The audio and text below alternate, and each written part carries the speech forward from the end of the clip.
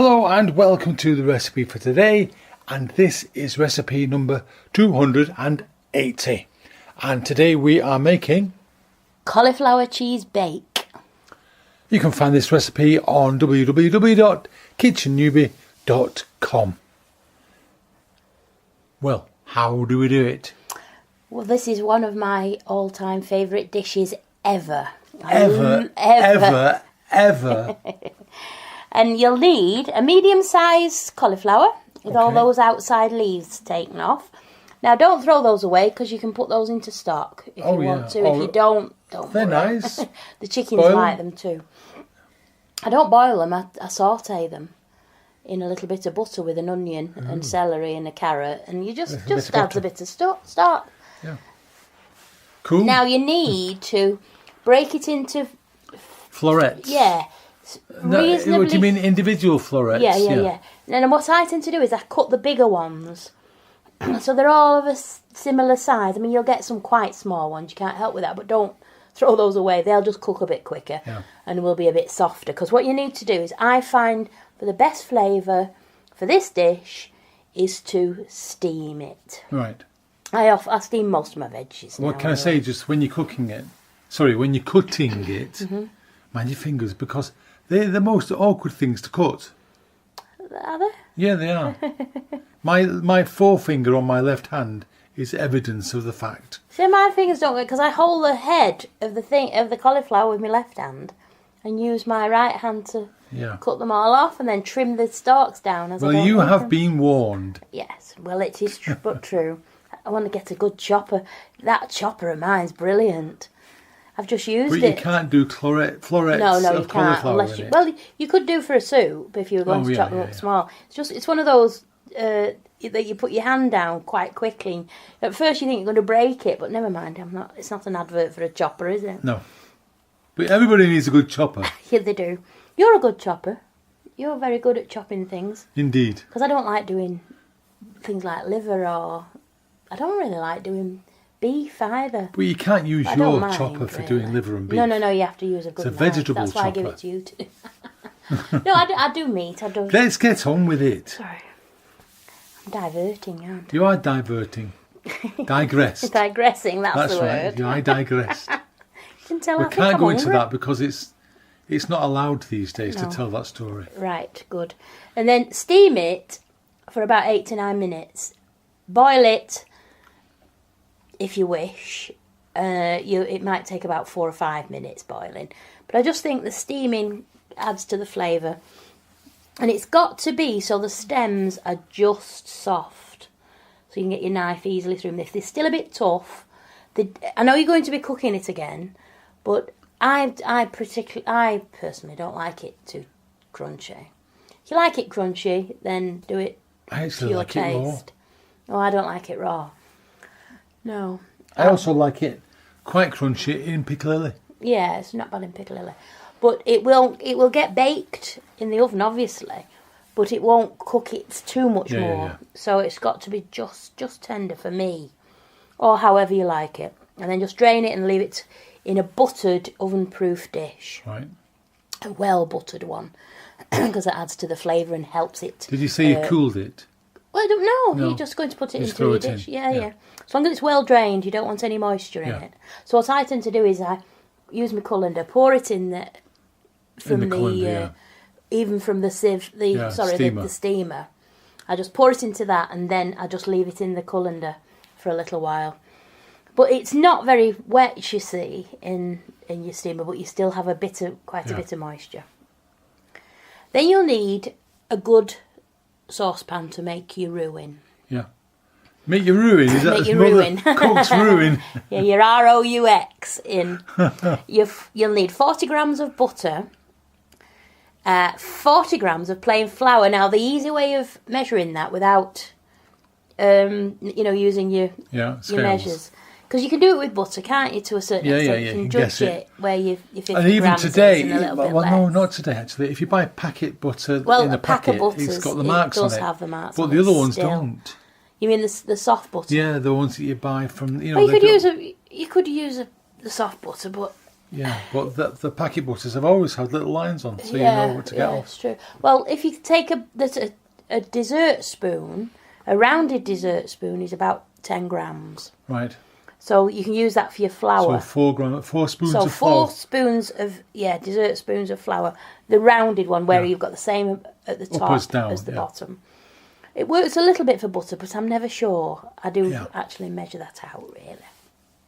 But if it's a bit over, it won't matter. Or you can just use the guidelines on the guidelines. Yeah.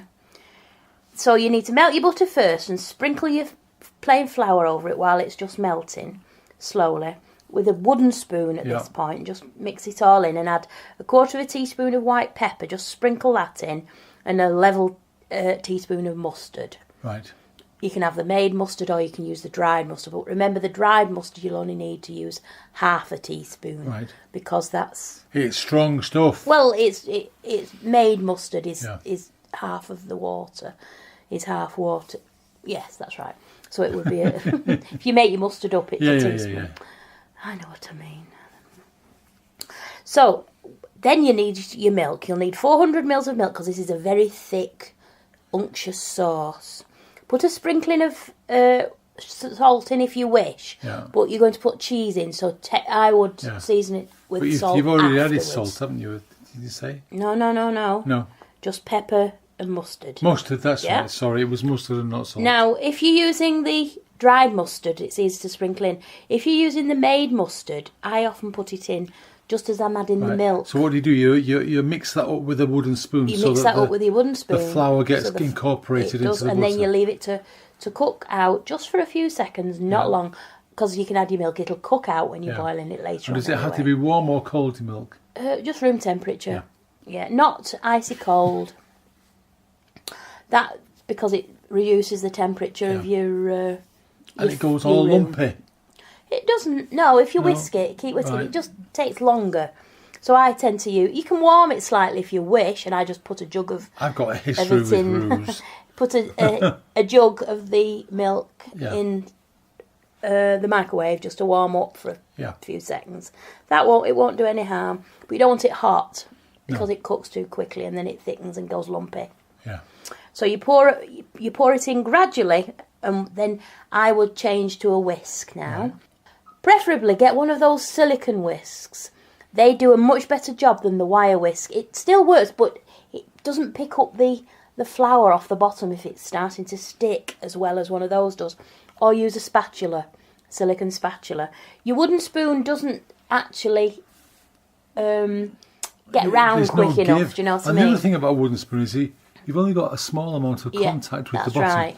Whereas with a spatula or a big and you whisky can thing, scrape it up easier with your silicone. Whistle and go for it. But you keep doing it till you've got all your milk added into your sauce. Now it will be quite thick, so your light mustn't be too high. Yeah. Because it will catch, and you need to keep it moving. And then when it's all incorporated and it's nice and thick, just let it cook on a lowish light for about 30 seconds. Okay. And what that stops is that raw taste of flour. You've got to cook the flour out. Yeah, you don't. Now, if you were just going to use that as a sauce, I'd do it for a minute. Yeah. But because you're going to cook it further, aren't you? Yeah, in the oven, it won't matter.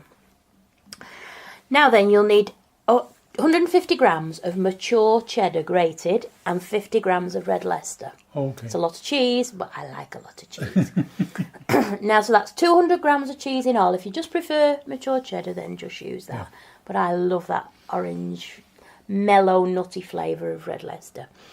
Now then, put 100 grams of your mature cheddar, so that's 2/3, into your sauce and half of your red Leicester. Right. The rest... You're saving to sprinkle on the top, aren't you? Then just mix it all in, make sure it's all melted, then take it off the heat. Then you'll need a medium slice of bread. Yeah. White bread, made into breadcrumbs. Right. So however you do that, I mean, I just use my food processor because it's done in no time. The other way is to grate it, but you're doing it everlasting. And they go red at the end when you got your finger in it. You're funny about cutting your fingers, aren't you? I don't cut my fingers very often. You must be... No, you don't actually. I don't, because I'm careful. But I am too.